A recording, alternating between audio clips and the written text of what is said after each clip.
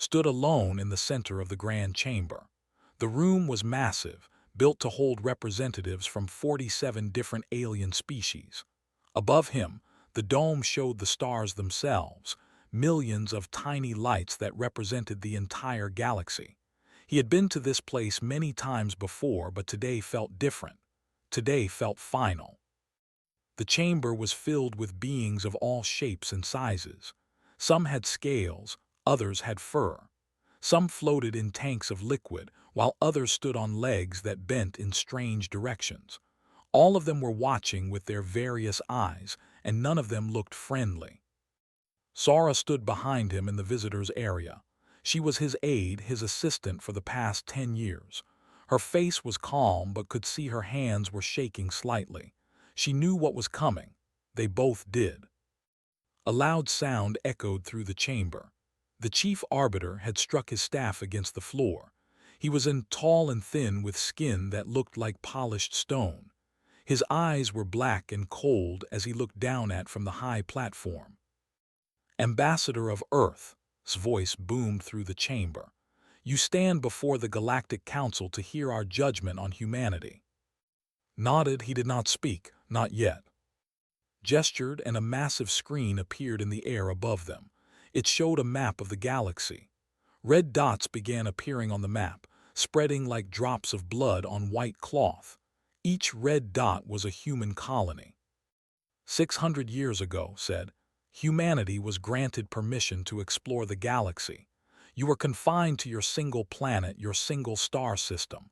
We, in our wisdom, decided to allow you to expand, to grow, to join the galactic community. More red dots appeared. They spread faster and faster across the map. In 600 years, continued, humanity has colonized 2,000 systems. 2,000 worlds now carry your species. Do you know how long it took to reach 1,000 systems? Remained silent. He knew the answer. 7,000 years, said, his voice sharp. It took us 7,000 years. The took 9,000. The crystalline collective took 12,000, but humans, 600 years. Murmurs spread through the chamber. Other council members nodded their heads or made sounds of agreement in their own languages. Another stepped forward. Her name was, and she was known for hatting humans. It is not just the speed, she said. It is the way they spread, like a virus, like a plague. They do not simply colonize empty worlds. They integrate themselves into our societies. They marry our people. They change our cultures. We share our culture, finally spoke. His voice was steady. Is that not what the Council encourages? Unity among species. Unity, yes, snapped. Conquest, no. And make no mistake, Ambassador, what humanity does is conquest. Quiet conquest, cultural conquest, but conquest nonetheless. The screen changed. Now it showed images of humans on different worlds. Humans working alongside. Humans teaching crystalline children. Humans trading with the humans everywhere. You have become too numerous, said.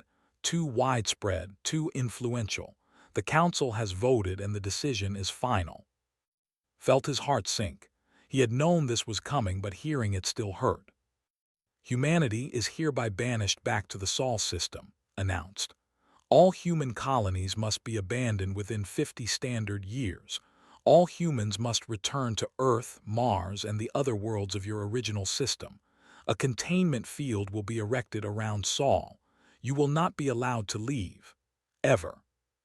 The chamber erupted. Some species cheered. Others remained silent. A few looked uncomfortable, but none spoke against the decision. The vote was 43-4, said. It is done. Looked up at the arbiter. His face showed no emotion now. He had learned long ago how to hide his feelings in this place.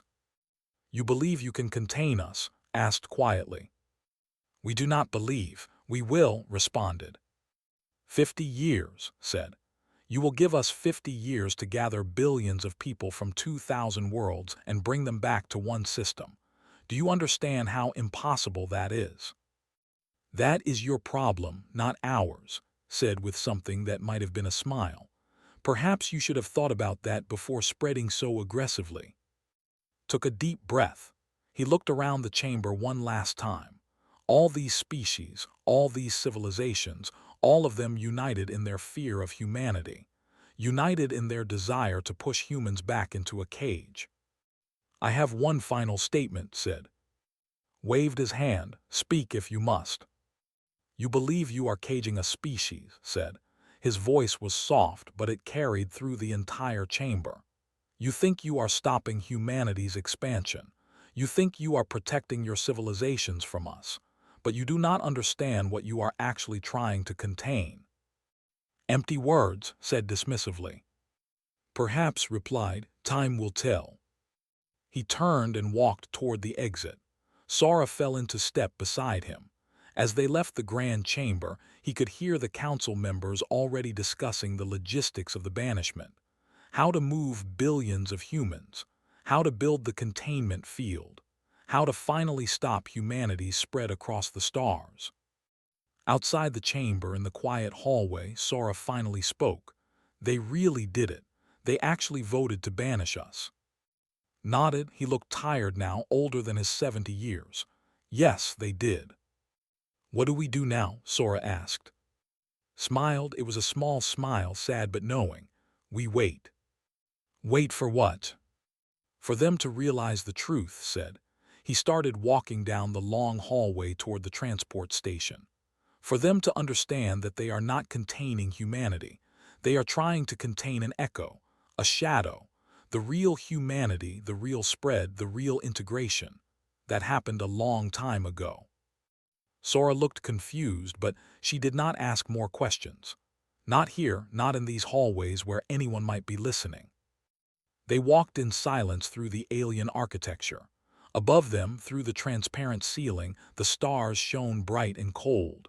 Somewhere out there, among those stars, the truth was waiting. The truth that would change everything. The truth that the Galactic Council had missed completely. The time to stop humanity had already passed. It had passed 400 years ago, but the Council did not know that yet. They would learn soon enough.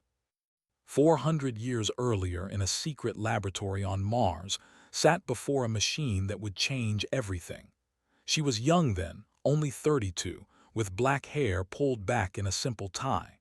Her eyes were red from lack of sleep. She had been working for 72 hours straight. Run the test again, she told her assistant. The machine hummed. It was not large, about the size of a small car. Inside it, quantum fields twisted and bent in ways that should not be possible. The readings on her screen showed something impossible, something wonderful, something terrifying. The test subject was a mouse, a simple white mouse in a small cage. When activated the machine, the mouse seemed to flicker. For just a moment, it looked like there were two mice. Then the effect passed and there was only one mouse again. But in the receiving chamber, 50 meters away, there was now another mouse. Exactly the same, moving the same way, confused by the same new environment. They are both real, whispered. She checked the readings again and again. Both are the original. Both have the same memories up to the moment of separation. Both are alive, both are whole. Her assistant stared at the screens. This is not teleportation. No, agreed. This is duplication, perfect duplication. The quantum echo does not replace the original. It creates a copy, a perfect copy. They ran the test 50 more times that night. Every time the result was the same. The original remained. The echo was created. Both were identical in every way that mattered. Sat back in her chair and looked at the two mice now in separate cages. They were doing the same things, cleaning their whiskers the same way, moving in the same patterns. They had the same memories, the same experiences, the same personality. They were the same mouse, just existing in two places. What have we created? Her assistant asked. Did not answer for a long time. When she did, her voice was quiet. The end of human limitations, or the beginning of something we cannot control, maybe both. The Echo Drive, as it came to be called, was kept secret. The human government understood immediately what it meant. If other species knew that humans could duplicate themselves every time they traveled, there would be panic. There would be fear. There would be war. So humanity lied. They built conventional FTL drives for their ships, drives like the other species used, drives that moved matter from one place to another without duplication. These drives were shown to alien inspectors. These drives were sold to other species. These drives were public. But in secret chambers in hidden labs, the Echo drive was installed in every human ship. Every human who traveled to the stars created an Echo, a perfect copy, another version of themselves. Captain Menu was one of the first. He commanded a colony ship called the Horizon. His mission was to explore distant systems and establish human presence. He was a good captain, brave, smart, fair. His first jump created his first Echo. In the destination system, Echo Menu woke up in the captain's chair, blinking in confusion for just a moment before the implants in his brain confirmed what had happened. He was an Echo, a copy, but he was still Menu with all of Menu's memories, all of Menu's feelings. The original Menu continued on to the next system and created another Echo. By the end of his career, 30 years later, Captain Menu had become 40,000 different people. 40,000 versions of himself, scattered across 40,000 worlds. Each one was real. Each one had lived a full life after separation. Each one was Menu, but also their own person. Some of the Menus became farmers. Some became soldiers. Some married and had children. Some remained alone. They were the same person at the moment of splitting, but every moment after that, they diverged. They became unique individuals who just happened to share the same origin. Engineer held the record. She worked on the deep space stations, the ones that needed constant maintenance. She jumped more than any other human in history, 100,000 times, 100,000 echoes of herself spread across the galaxy. The oldest was now 600 years old. She had lived 300 years as the original, then 300 more as an echo on a distant world. She had great. She had built cities. She had watched civilizations rise and fall. The youngest was only 30, created just last year in a jump to a new frontier world. All of them remembered the same childhood on Earth. All of them remembered the same moment of deciding to become an engineer. But from the moment of their creation as echoes, their lives had branched into 100,000 different stories. The human government tracked them all. Every echo was registered. Every echo received updates on the others. It was strange at first, knowing that there were thousands of other yous out there living different lives. But humans adapted. They always did. The echoes were given a choice. They could return to human space and live openly as duplicates, or they could stay where they were and build new lives. Most chose to stay. They had made friends, fallen in love, found purposes. Why would they leave? And so quietly, secretly, millions of human echoes spread across the galaxy. They did not conquer. They did not invade. They simply lived. They worked jobs. They made friends with aliens. They married into alien families where biology allowed. They became teachers, doctors, merchants, artists. They became part of the galaxy in a way no other species had ever managed. The Galactic Council never investigated. They saw humans spreading to new systems and assumed it was normal colonization. They saw human population numbers and assumed they were natural birth rates. They never asked the right questions. They never wondered why human culture spread so quickly. They never questioned how humans could be so successful in so many different fields. They never investigated why humans seemed to understand alien cultures so well. The answer was simple. There were millions of humans who had lived among aliens for hundreds of years. Millions of echoes who had integrated themselves into every corner of galactic society. By the time the Council noticed humanity's expansion and called it aggressive, humanity had already won. Not through weapons, not through conquest, but through simple presence, through being there, through being helpful, through being human. Back in her old laboratory, now a museum, original notes were preserved. The last entry read, "The Echo Drive will change humanity forever. We will no longer be limited by numbers or time or space. Every human who travels becomes many humans. Every journey creates new possibilities. The other species think in terms of conquest and territory.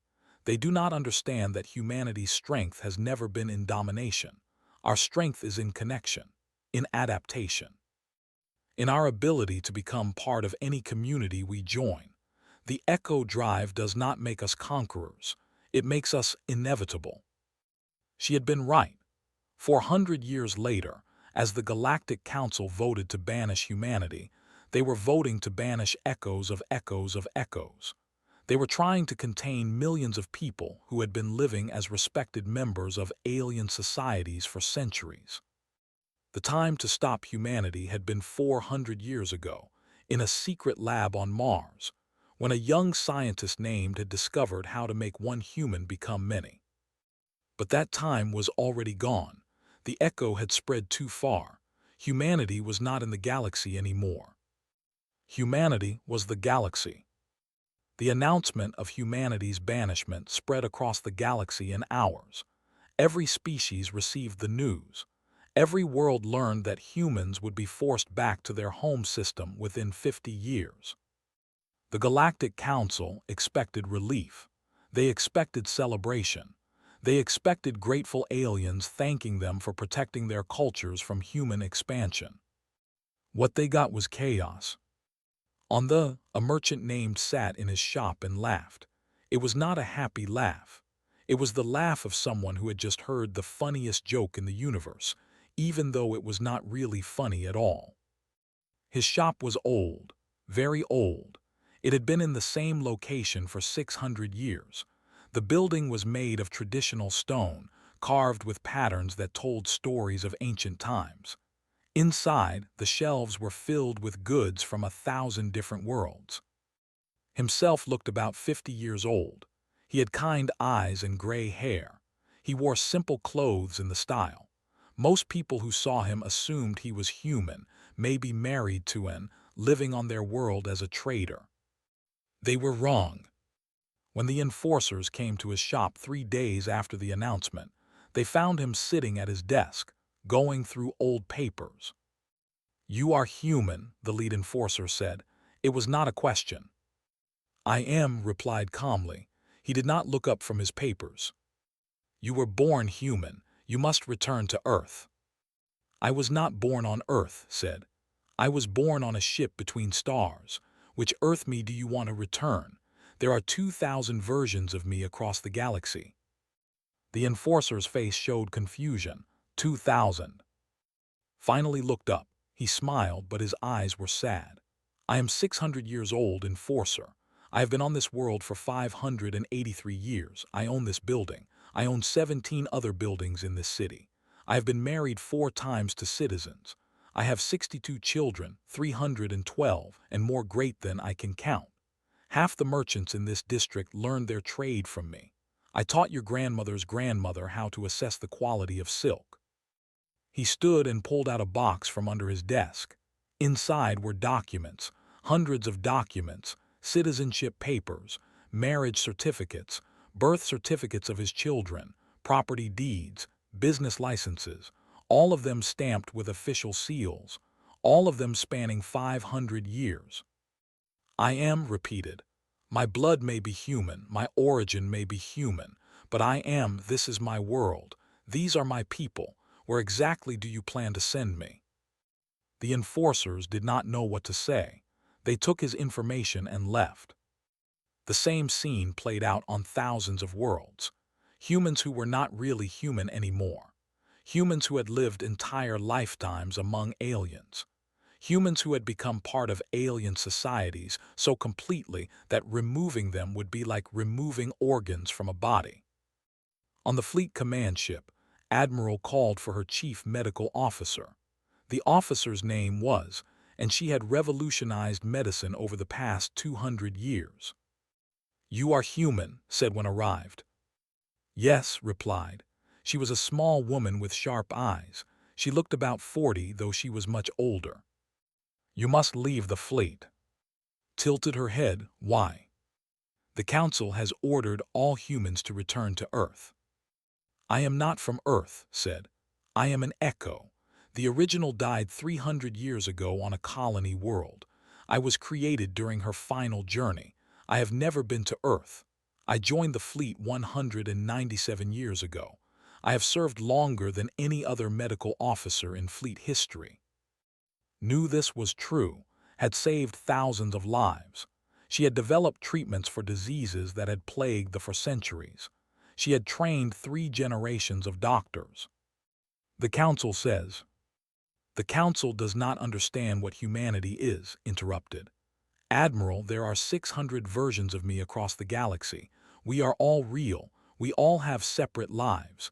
We are sisters in a way, but we are not the same person anymore. We have lived different lives for centuries. Which are you sending to Earth, all of us? How do you choose? Had no answer. On the crystalline worlds, where beings of living crystal grew from the ground and thought in harmonics, a teacher named gave his final lesson. He had been teaching crystalline children for 400 years. He was one of the oldest human echoes still working. The original had died long ago, but this echo had lived on, teaching generation after generation of alien children about mathematics, physics, and the beauty of the universe. His students did not want him to leave. They did not understand why their teacher had to go back to a world he had never visited. Their parents did not understand either. Was respected, was loved, was crystalline in all the ways that mattered except biology. Reports flooded into the Galactic Council, millions of humans refusing to leave, all of them claiming they were not really human, all of them presenting evidence of deep integration into alien societies. The council called an emergency session, stood before them, looking less confident than before. We have a problem, he admitted. Our enforcers report that approximately 40 million humans are refusing the banishment order. They claim they are not subject to it because they are citizens of other worlds. Make them leave anyway, said.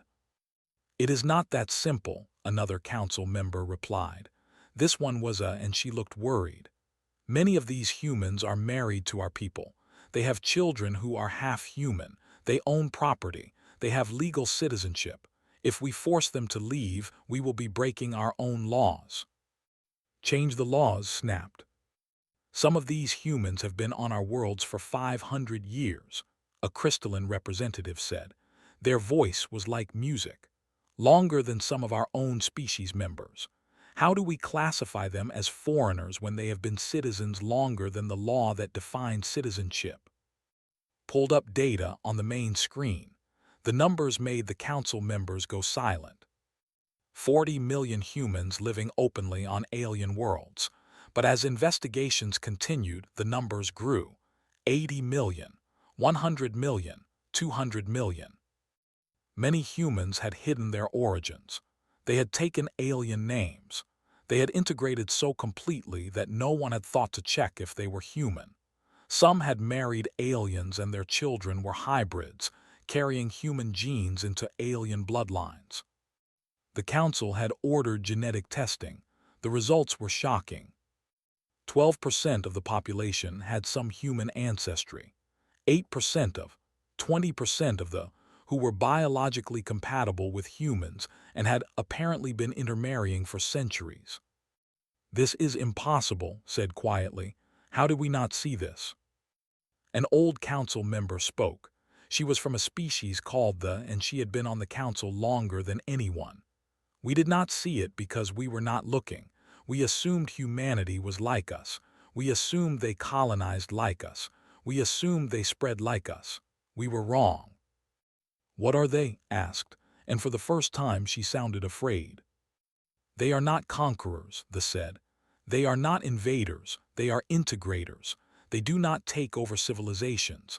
They become part of them, and once they are part of something, they cannot be removed without destroying the whole. More data came in. Human echoes had contributed to 40% of all technological patents in the last century. Human echoes were embedded in every major trade network. Human echoes served in alien militaries, taught in alien schools, healed in alien hospitals. The galaxy had not been conquered by humanity. The galaxy had absorbed humanity. Or perhaps humanity had absorbed the galaxy. It was hard to tell the difference anymore.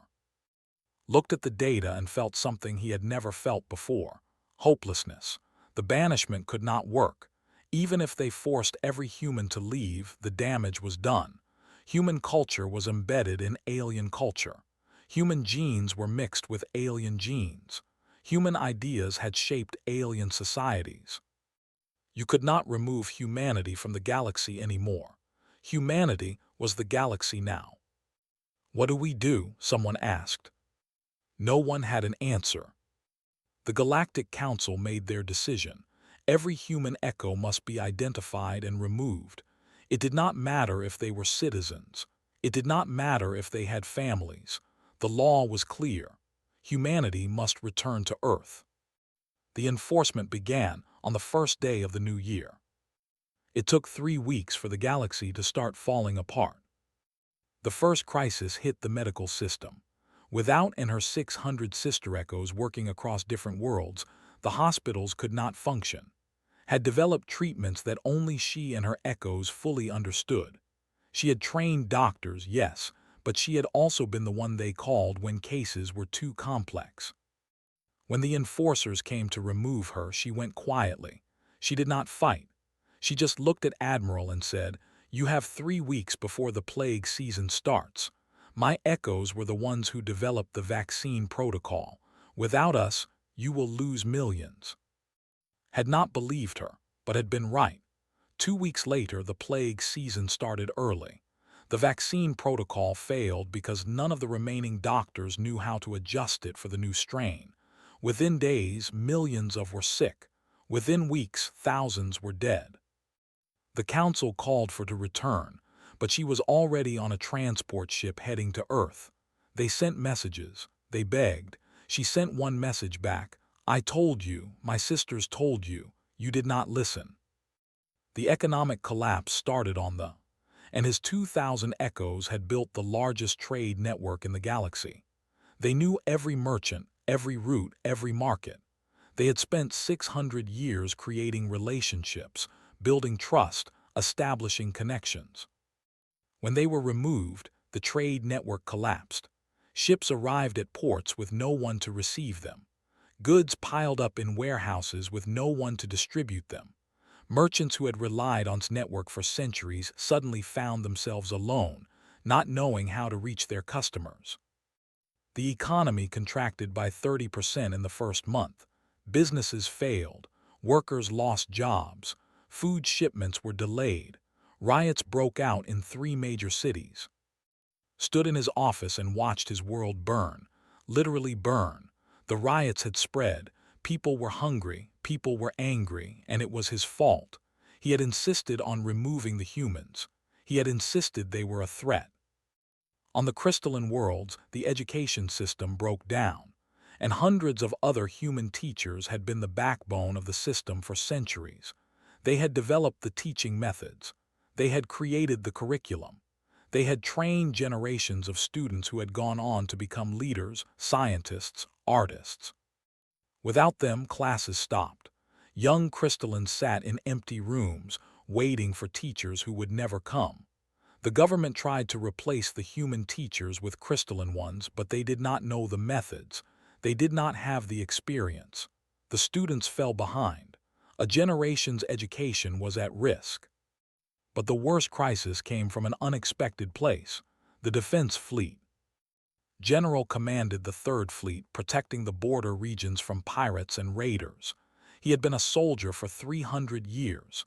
He was a human echo, created long ago during a military transport. He had risen through the ranks based on skill and dedication.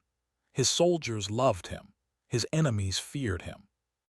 When the enforcers came to remove him, his second-in-command protested. "We are in the middle of a campaign against the raiders. If you remove the general now, people will die. The law is clear, the enforcer said. They removed. They put his second-in-command in charge. She was a good officer, but she was not. She did not have his 300 years of experience. She did not know the raider tactics like he did. 2 days later, they attacked a civilian station.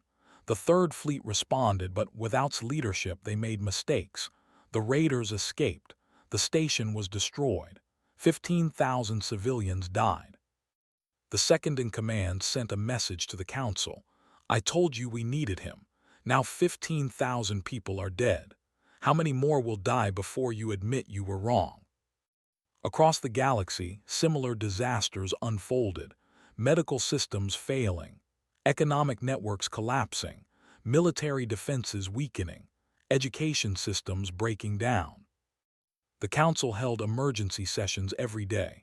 The reports kept coming in, each one worse than the last. The humans embedded themselves in our critical systems, one council member said. They made themselves necessary. They did not make themselves necessary, the old replied. They became necessary by being good at what they did, by being reliable, by being there for hundreds of years. This is not a conspiracy. This is just what happens when people live and work together for long enough. Still tried to defend the decision. We can survive without them. We just need time to adjust. Time? Another council member stood up angry. My world has lost 20,000 people to a plague we could have prevented. Our economy is in ruins. Our children are not being educated. How much time do you think we have? A crystalline representative spoke in their musical voice. We have reports that human echoes were involved in 40% of our technological development over the last century. 40%. They were not stealing our technology. They were helping us create it. They were partners, colleagues, friends, and we have thrown them away. The data kept coming in. 800 million human echoes had been identified. 800 million, not 40 million, not 100 million.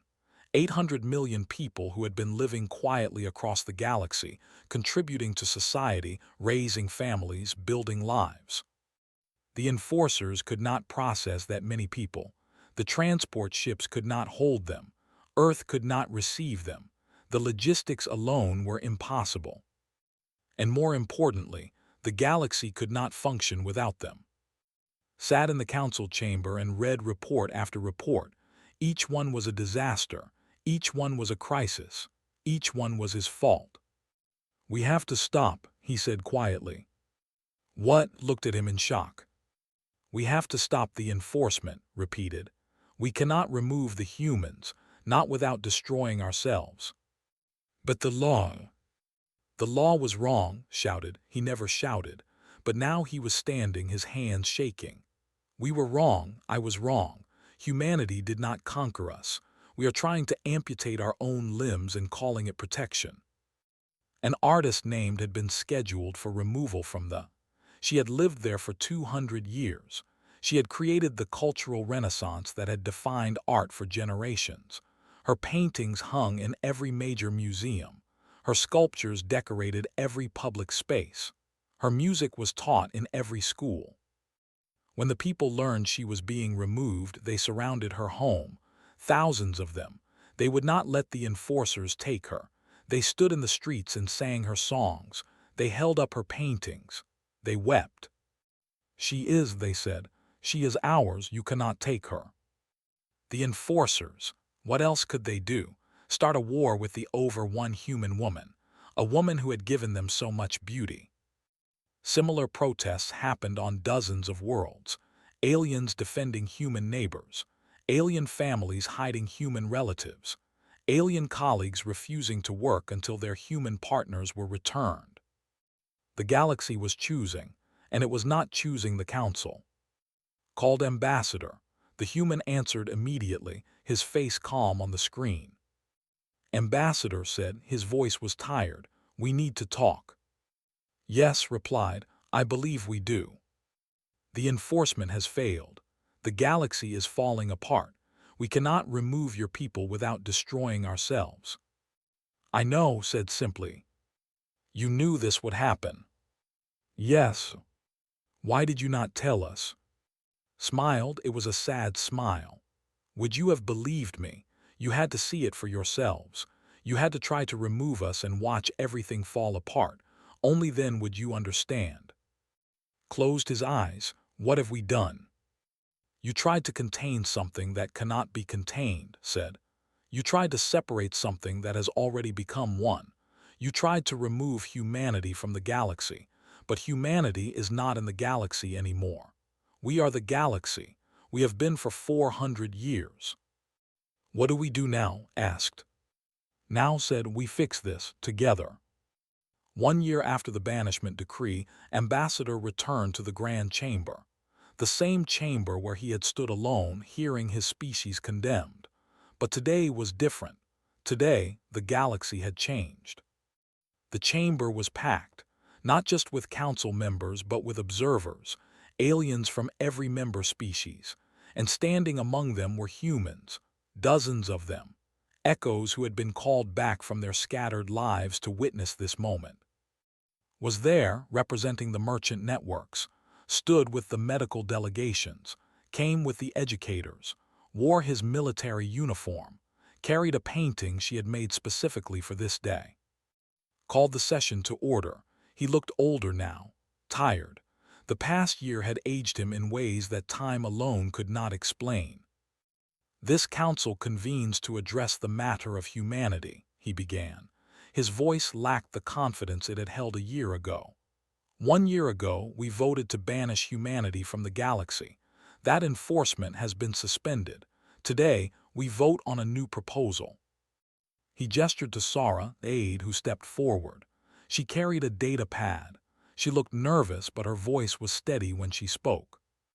"Members of the council," Sara said, "I am going to present information that will explain why the banishment failed. Some of you have guessed parts of it, but I am going to show you the complete truth." She activated the display. The familiar galaxy map appeared, but this time it showed something different.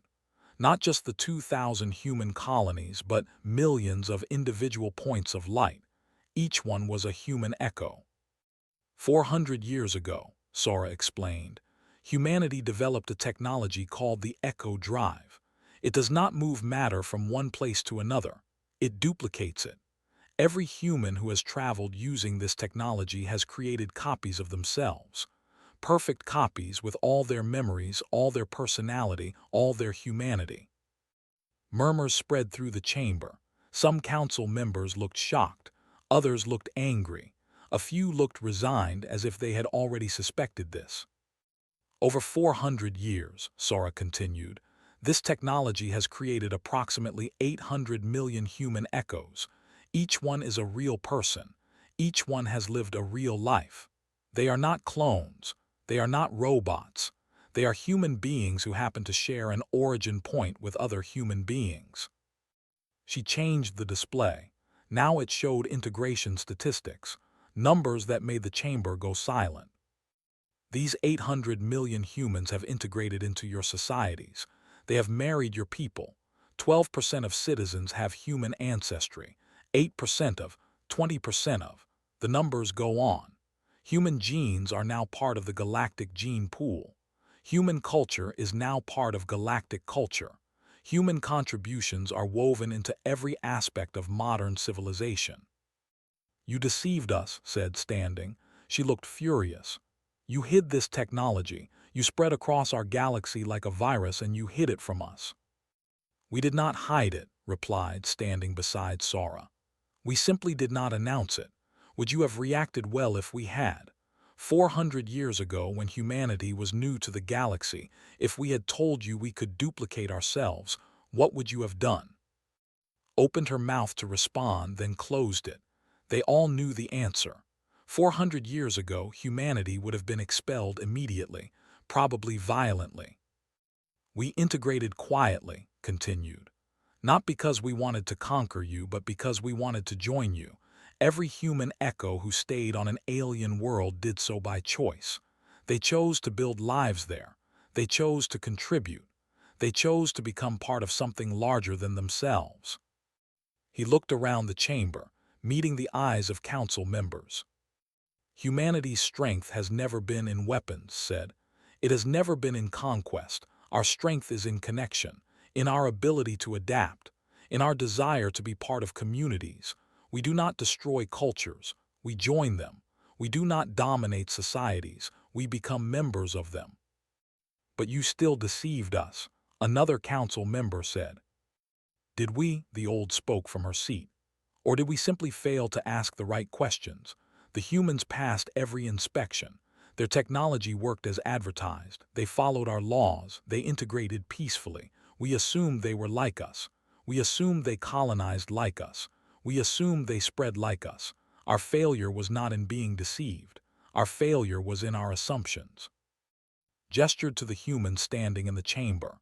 These people are the truth of humanity, has been for 600 years, has saved millions of lives, has educated 4 generations of crystalline children, has protected your borders for 3 centuries, has created beauty that will outlive us all. They are not invaders, they are not conquerors, they are your citizens, they are your friends, they are your family.